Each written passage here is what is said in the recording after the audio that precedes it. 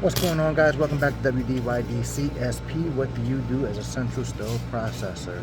Guys, today I have a tip from the field on how to test scissors. So many of you guys are probably familiar with these two types of testing materials, and some of you guys that may be foreign or completely. This is the non-latex version of the red and yellow, also known as orange or peach. Okay, for scissors that are 4.5 inches or larger, you're going to use the red or orange. For scissors that are 4.5 inches or smaller, you're going to use the yellow or peach testing material. So I'm going to show you two 4-inch iris scissors. But the difference is, one's a gold handle, one is completely stainless steel. So how do you test these scissors? Well, first and foremost, we have to understand that when you test a scissor, you're testing only the jaw of the scissor.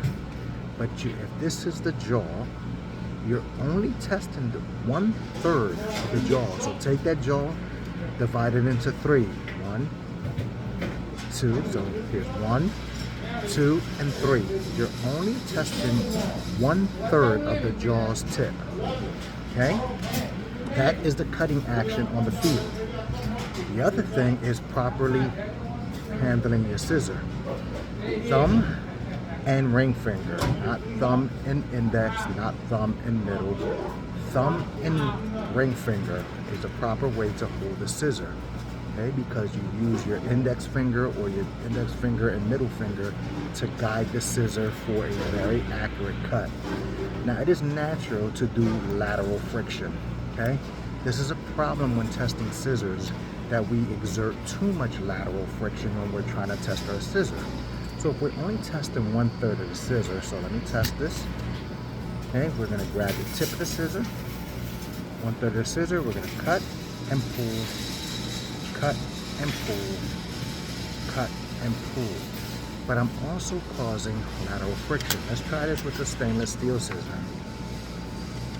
Okay, I'm gonna cut and pull, cut and pull, cut and pull. Very smooth. A better way to test a scissor is to what's called palming. Okay, first and foremost, your scissor shouldn't drop and close completely when you do a drop test. There should be some kind of resistance. That's a really good scissor. If you palm your scissor, you're only placing your thumb in the ring. And when you test your scissor, okay, do not put your finger through the ring spring. That way you eliminate the lateral friction. You're going to go ahead and cut and pull. And you're going to put your ring in, open it up, cut and pull, cut and pull. When you get to your super cuts, they should easily cut the same exact way, or your gold handle scissors, okay? You should actually do the same thing when you're palming. Okay? Cut and pull. Cut and pull. Okay? These are nicely sharpened scissors. Now we get to our larger scissors. Okay? Again, it's very difficult sometimes because we say 4.5 inches or larger, but are we talking about overall length, or are we just talking about the jaw? That's a debate for some other time. But in this case, I would use the 4.5 inch or larger testing material to test a super cut or black handle, black coated scissor. This is a very extremely sharp scissor. Again, it should have some friction when dropping. It shouldn't shut down all the way. Okay. This one, I definitely recommend that we palm when you test. Okay, this should have a very precise and very accurate cut on 1/3 of the scissor. Again, this is a tenotomy type scissor, so right on the very curve of the scissors where you want to cut. And again, I'm palming my scissor, cut and pull, cut and pull, cut and pull. What you don't want to do is come way back here. That is not how a scissor is used on the field.